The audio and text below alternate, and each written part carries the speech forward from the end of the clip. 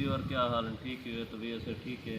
मैं मोहम्मद आरिफ तुसन YouTube channel इस्लामी channel 92 viewer अज असां तो बाहरों का विजिट करवेने अंब चले अंबलियां पौंकड़ियां पिया वो भी चुनते हैं तो रात का भी नज़ारा दिखे ने।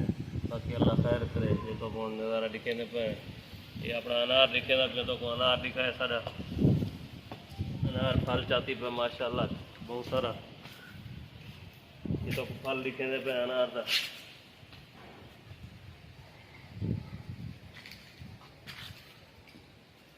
माशाल्लाह चंगा फल चाती पे पेरी अनार सारा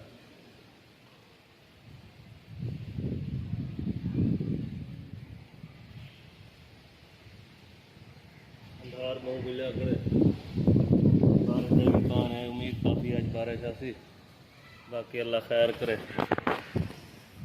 तो व्यूअर ये साडा जम्मू है।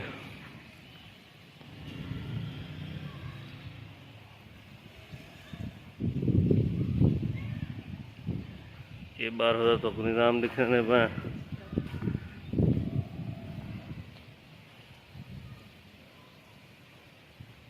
फुल अंधार गुलिया कड़े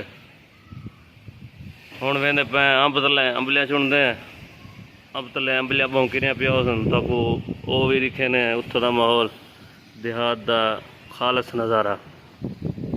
ये सारा आम ये अंदर ये लिहाजा